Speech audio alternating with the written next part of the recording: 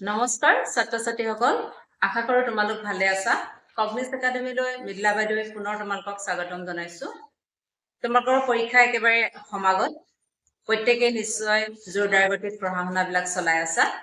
আৰু মই আশা কৰিছো তোমালোকে প্ৰতিটো সাবজেক্টৰে সিলেবাস কমপ্লিট কৰি এতিয়া প্ৰত্যেককে ৰিভিজন মাৰি আছা যে তোমালোকে গোটেই বছৰটো যি কষ্ট কৰিছা সেই কষ্টৰ ফলাফল দেখুৱাৰ সময় হৈছে 10 ফেব্ৰুৱাৰীৰ পৰা 27 ফেব্ৰুৱাৰীলৈ এতিয়া এই 10 ফেব্ৰুৱাৰীৰ পৰা 27 ফেব্ৰুৱাৰীলৈ তোমালোকৰ যি এছএছএলসি ফাইনেল এক্সাম আছে সেই এক্সামৰ বাবে তোমালোকৰ মনটো স্থিৰ কৰাৰ লগতে পৰীক্ষা কেনেকৈ দিবা তাৰ বাবে সাজু হৈছা আৰু এই ভিডিঅ'টোত মই তোমালোকৰ বাবে লৈ আহিছো অতি গুৰুত্বপূৰ্ণ এটা ভিডিঅ' তোমালোকে পৰীক্ষা হলত কি কৰিবা আৰু কি নকৰিবা সেই সম্পৰ্কে তোমালোকক জনাম গতিকে প্ৰত্যেককে মন দি চাবা এতিয়া তোমালোকে পৰীক্ষা হলত সোমাব পাবা 8:20 8:30 তোমালোকক পৰীক্ষাৰ আনসাৰ শীটখন দিব 8:40 OMR দিব 8:50 প্ৰশ্ন কাকত দিব আৰু 9 বজাৰ পৰা তোমালোকে লিখিবলৈ পাবা এতিয়া কথাটো হল কি এই লিখাৰ আগতে তোমালোকে কি কৰিবা এইটো আটাইতকৈ গুৰুত্বপূৰ্ণ বিষয় কি কৰিবা তোমালোকে প্ৰশ্ন উত্তৰ কৰাৰ আগতে এটা প্ৰশ্ন উত্তৰ কৰাৰ আগত তোমালোকে কি কৰিব লাগিব আনসাৰ স্ক্ৰিপ্টখন ফিল আপ কৰিব লাগিব OMR খন ফিল আপ কৰিব লাগিব এটা মনত ৰাখিবা আনসাৰ স্ক্ৰিপ্টে হওক বা OMR হওক কতো তোমালোকে নিজৰ নাম সম্পূৰ্ণকৈ নিলিখিবা নিজৰ নাম নিলিখিবা বিশেষকৈ আনসাৰ স্ক্ৰিপ্টত তোমালোকে নিজৰ নাম টোটালি কতো নিলিখিবা এতিয়া OMR খন পোৱাৰ পিছত আনসাৰ স্ক্ৰিপ্টখন পোৱাৰ পিছত প্ৰথম তোমালোকে লক্ষ্য কৰিবা তোমালোকৰ আনসাৰ স্ক্ৰিপ্টখন বা OMR খন কৰবাত কেনেবাকৈ বেয়া হৈ আছে নেকি খালি আছে নেকি প্ৰিন্টিং সকলো ঠিকে আছে নাই বা অতি বেছি লেতেৰা হৈ আছে নেকি মন কৰিবা যদি তেনেকুৱা কিবা ডিফেক্ট দেখা তোমালোকে লগে লগে তোমালোকৰ কোঠাটোত যি গৰাকী নিৰীক্ষক থাকিব সেই নিৰীক্ষক গৰাকীক কথাটো অৱগত কৰিবা আৰু প্ৰয়োজন হলে তোমালোকক সেই আনসাৰ স্ক্ৰিপ্টখন বা OMR খন সলনি কৰি দিব গতিকে এটা সলনি হৈ গল ধৰি লৈছো যদি বেয়াও আছিলে সলনি কৰিলা তাৰ পিছত তোমালোকে কি কৰিবা তাৰ পিছত তোমালোকে OMR খনত যেটো প্ৰশ্নৰ সিৰিজ পাইছা সেই সিৰিজটো আৰু প্ৰশ্নৰ যেটো সিৰিয়াল নাম্বাৰ থাকিব প্ৰশ্ন কাকতৰ সেই সিৰিয়াল নাম্বাৰটো আৰু সিৰিজটো লিখিবলৈ কেতিয়াও নাপাহৰিবা আৰু এইকেইটা লিখোতে যদি তোমালোকে গণ্ডগোল কৰা বা ভুল কৰা তেনেহলে তোমালোকৰ মাৰ্কিংত এটো প্ৰভাৱ পৰিব তোমালোকৰ নম্বৰ কমি যোৱাৰ সম্ভাৱনা থাকিব কাৰণ তোমালোকে সিৰিজ লিখিবা বেলেগ এটা আনসাৰ কৰিবা বেলেগ এখনৰ আৰু যেতিয়া কম্পিউটাৰত এখন সোমাই দিব তেতিয়া তোমালোকৰ নম্বৰত যথেষ্ট প্ৰভাৱ পৰিব গতিকে সেই ভুলটো নকৰিবা এতিয়া আহিলো আমি তোমালোকৰ আনসাৰ স্ক্ৰিপ্টখনত উত্তৰসমূহ লিখিবলৈ যোৱাৰ আগত তোমালোকে কি কৰিব লাগিব আনসাৰ স্ক্ৰিপ্টৰ ফ্ৰন্ট পেজখনত কিছুমান কথা ফিল আপ কৰিব লাগিব এতিয়া কি ফিল আপ কৰিবা এতিয়া মই তোমালোকক দেখুৱাম তাত তোমালোকে কি কৰিব লাগিব আনসাৰ স্ক্ৰিপ্টখনত তোমালোকে মই আগতে কৈছো ভুলতো কতো নিজৰ নাম নিলিখিবা ফুল সিগনেচাৰ থাকিব ফুল সিগনেচাৰত তোমালোকৰ নহয় গতিকে তোমালোকে হেতু ভুলতো নাচাবা নুচুবা একো নকৰিবা হেখনত নিলিখিবা এটা তোমালোকে লিখিব লাগিব এই ৰোলৰ পৰা এই ৰোলটো হৈছে সেন্টাৰ নাম্বাৰ যাৰ যি সেন্টাৰ নাম্বাৰ ধৰি লৈছো তোমালোকৰ সেন্টাৰ নাম্বাৰটো B26811 তাৰ পিছত থাকিব নাম্বাৰ এই নাম্বাৰটো তোমালোকৰ এডমিটত থাকিবই ধৰি লৈছো তোমাৰ নাম্বাৰটো কিমান 0013 এটা কথাটো হল কি মোৰ ৰোল নাম্বাৰ 13 হে বুলি তোমালোকে অকল 13 টো লিখি নাহিবা ইয়াৰ আগত যদি দুটাও 0 আছে এটাও 0 আছে তিনটাও 0 আছে হেকিটাও তোমালোকে লিখিবলৈ নাপাহৰিবা তাৰ পিছত আহিলে সাবজেক্ট ডে ওয়াইজ তোমালোকে সাবজেক্ট লিখিবা প্ৰথম দিনা তোমালোকৰ আসামিজ আছে আৰু আসামিজৰ দিনা তোমালোকে বেকেটত এমআইল লিখিবা যিবিলাকৰ অসমীয়াটো এমআইল হয় তাৰ পিছতে মিডিয়াম আছে ইংৰাজী মাধ্যমত পঢ়াবিলাকে মিডিয়াম ইংলিশ লিখিবা অসমীয়া মাধ্যমত পঢ়াবিলাকে মিডিয়াম আসামিজ লিখিবা তাৰ পিছত আটাইতকৈ গুৰুত্বপূৰ্ণ কথাটো হ'ল ৰেজিষ্ট্ৰেচন নাম্বাৰ তোমালোকৰ ৰেজিষ্ট্ৰেচন নাম্বাৰটো যাতে ভুল নহয় খুব সাৱধানেৰে লিখিবা তোমালোকৰ এডমিটতো থাকিব ৰেজিষ্ট্ৰেচন নাম্বাৰ ৰেজিষ্ট্ৰেচন কাৰ্ডতো থাকিব গতিকে কি হয় ৰেজিষ্ট্ৰেচন কাৰ্ডৰ পৰা চাই তোমালোকে এটা সংখ্যা চাই সম্পূৰ্ণ শুদ্ধকৈ ৰেজিষ্ট্ৰেচন নাম্বাৰ লিখিবা কাৰণ এই নাম্বাৰটো যদি ভুল হয় পিছত যথেষ্ট সমস্যাৰ সৃষ্টি হয় এতিয়া তোমালোকে পৰীক্ষাৰ আগদিনাখনে সেইবাবে এডমিট কাৰ্ড আৰু ৰেজিষ্ট্ৰেচন কাৰ্ড ধুনীয়াকৈ সাজু কৰি ৰাখিবা যাতে পৰীক্ষা হললৈ যাওঁতে পাহৰি নোযোৱা ঠিক আছে কোৱেশ্চন পেপাৰৰ যেটো ফ্ৰন্ট পেজটো তোমালোকে চাবা তাত সিৰিজ কি আছে হেতু লিখিবা OMR ইমানখিনিলৈকে তোমালোকক কলো আৰু আনসাৰ স্ক্ৰিপ্টৰ ফ্ৰন্ট পেজটো কি লিখিবা হেয়া কলো এতিয়া সময় আহিলে তোমালোকে কি কৰিবা নিজৰ বহিখনত উত্তৰসমূহ লিখিবলৈ আৰম্ভ কৰিবা উত্তৰসমূহ লিখিবলৈ আৰম্ভ কৰোঁতে চাবা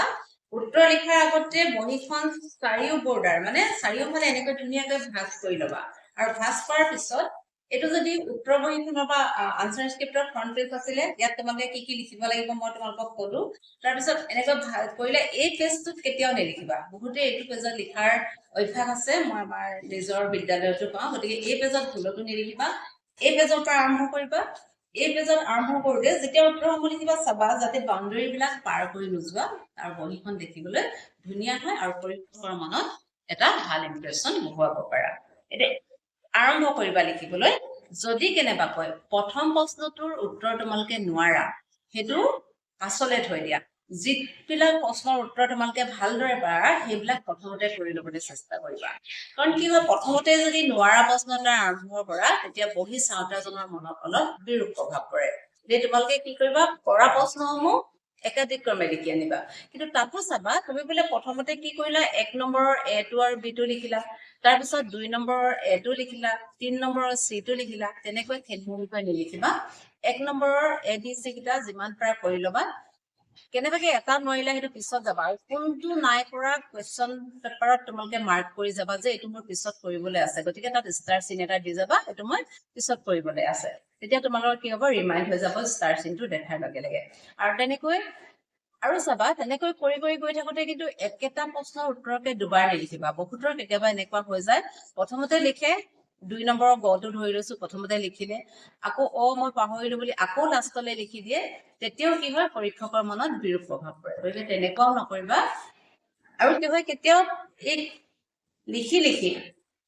এইটো পেজত লিখিলা তোমালোকে এইটো পেজত লিখিলা লিখাৰ পিছত বোলে এই পেজটো খালী হৈ গ'লা আকৌ ইয়াৰ পৰা আৰম্ভ কৰিলা ভাবি ল'লা কি এই পেজত মই পিছত আমুক প্ৰশ্নটো লিখিম বুলি ভাবি ইয়াৰ পৰা আৰম্ভ কৰিলা তেনেকুৱা ভুল নকৰিবা এইটো যদি পিছত লিখিম বুলি ভাবিছা একেবাৰে পিছৰ পেজতে লিখিবা মাজত কেতিয়াও খালী পেজ থৈ নাযাবা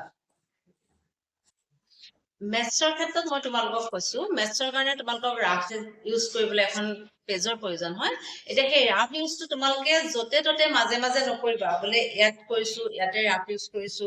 আকৌ মানে কি হৈছে এইখন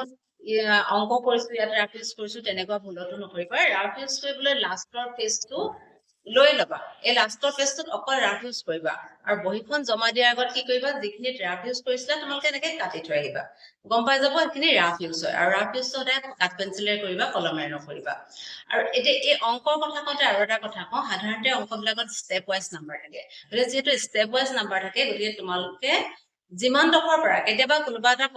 অংক কি হয় কৰি গৈ আছো নাই ওলোৱা তোমালোকে কাটি নাহিবা যিমান ডখৰলৈকে পাৰা সিমান ডখৰলৈকে অংকটো কৰি আহিবা তাতো ষ্টেপ ৱাইজ কি হয় নাম্বাৰ পাবা একেদৰে ইংৰাজীৰ ক্ষেত্ৰতো হয় অসমীয়াৰ ক্ষেত্ৰতো হয় কি হয় এই যে প্ৰতিবেদন লিখা বা কি হয় এপ্লিকেশ্যন লিখা লেটাৰ বা এপ্লিকেশ্যনত কি হয় ষ্টেপ ৱাইজ নাম্বাৰ থাকে গতিকে সেই ষ্টেপ ৱাইজ নাম্বাৰটো ল'বলৈ সদায় চেষ্টা কৰিবা তোমালোকে বডিটো নাজানিলেও গোটেই ফৰ্মেটটো যেতিয়া লিখি আহিবা তেতিয়া পৰীক্ষকে তোমাক নাম্বাৰ দিবলৈ বাধ্য হ'ব আৰু মনত ৰাখিবা প্ৰতিটো নম্বৰে মেট্ৰিক পৰীক্ষাত খুব গুৰুত্বপূৰ্ণ লাগিলে সি হাফেই হওক ওৱানেই হওক 2 হওক গতিকে তোমালোকে যিমান পাৰা নম্বৰসমূহ কেৰি কৰিবলৈ চাবা আৰু তোমালোকে এনেকুৱাকে পৰীক্ষাটো দিবা যাতে পৰীক্ষকজনে যেতিয়া বহি চাব তোমাক নম্বৰ দিবলৈ বাধ্য হয় কেতিয়া বাধ্য হ'ব তুমি কিবা এটা লিখিব লাগিব তেতিয়াহে তোমাক কৰিব নম্বৰ দিব আৰু তাৰ বাবে কি কৰিবা তোমালোকে OMR হওক বা বাকি ডেসক্ৰিপটিভ কোৱেশ্যনে হওক কেতিয়াও কোৱেশ্যন এৰি নাহিবা OMRটো প্ৰতিটো ফিল আপ কৰি আহিবাই আৰু ডেসক্ৰিপটিভসমূহ লিখোতেও যদি সম্পূৰ্ণ শুদ্ধকৈ নাজানা প্ৰশ্নৰ বিষয়ে যদি এটাও কথা জানা সেই এটা কথাকে এটা বাক্যত লিখি আহা তুমি হাফ হলেও পাবা গতিকে কোনো এটা প্ৰশ্নই কোনো এটা বিষয়ৰ কোনো এটা প্ৰশ্নই তোমালোকে এৰি থৈ নাহিবা সম্পূৰ্ণ প্ৰশ্নৰ মানে প্ৰতিটো প্ৰশ্ন কৰি আহিবা ভালকৈ জনাকেইটা খুব ভালদৰে কৰিবা যদি নাজানাও আহে কেতিয়াবা এটা দুটা কোৱেশ্যন কিবা এটাটো জানা সেই কিবা এটাটো লিখি থৈ আহিবা এতিয়া সেই লিখিবলৈ যাওঁতে তোমালোকক আকৌ মই ক'ব বিচাৰো তোমালোকে কি কৰিবা জেল পেন ব্যৱহাৰ নকৰিবা আৰু OMR খন কলা বল পেন OMR খনত কিন্তু নীলা বল পেন ব্যৱহাৰ নকৰিবা কলা বল পেন আৰু ডেসক্ৰিপটিভখন তোমালোকে নীলায়ো লিখিব পাৰা কলায়ো লিখিবা কিন্তু কথা হল কি মই তোমালোকক পৰামৰ্শ দিম নীলাটো তোমালোকে এভয়েড কৰি চলা কেলে এভয়েড কৰিব কৈছো কেতিয়াবা কি হ'ব খৰধৰত তোমালোকে নীলাটো OMR কৰোতে ব্যৱহাৰ কৰি পাবা ভাবি লবা যে মই কলাটোৱে লিখিছো কিন্তু হঠাৎ কি হ'ব আনকনচিয়াছ মাইণ্ডেৰে কি হৈ যাব তোমালোকে নীলাটো ব্যৱহাৰ কৰি পাবা গতিকে পৰীক্ষা হললৈ পৰাপক্ষত নীলাটো নানিবা কলা পেন আনা কলা বল পেন আনা আৰু কলা বল পেনেৰে OMR ফিল আপ কৰা ডেছক্ৰিপটিভ আনচাৰো লিখা ঠিক আছে গতিকে ছাত্ৰ ছাত্ৰীসকল এইখিনিয়ে আছিল আজিৰ ভিডিঅ'টোত মই তোমালোকক জনাবলগীয়া কথা আৰু এই কথাখিনি যদি তোমালোকে আৰু কিবা জানিব লগা আছে বা আৰু কিবা সুধিব লগা আছে কমেন্ট বক্সত আমাক কমেন্ট কৰিবা ছাৰ বা মই তোমালোকৰ প্ৰশ্নসমূহৰ বা তোমালোকৰ কিবা খোকোজা থাকিলে এইসমূহ দূৰ কৰিবলৈ চেষ্টা কৰিম আৰু তোমালোকে এইখিনি যদি ইনফৰমেটিভ পাব বিচাৰা তেনেহলে কি কৰিবা আমাৰ ভিডিঅ'টো লাইক আৰু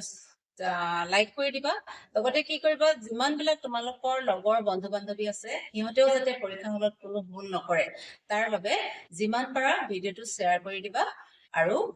আমাৰ কগনিজ একাডেমীৰ ফালৰ পৰা তোমালোক প্ৰত্যেকৰ বাবে আমাৰ আশীৰ্বাদ আৰু শুভেচ্ছা সদায় আছে থাকিব আৰু আশা কৰো তোমালোকে প্ৰত্যেকে এটা ভাল ৰিজাল্ট আমাক দিবলৈ সক্ষম হ'ব ঠিক আছে ধন্যবাদ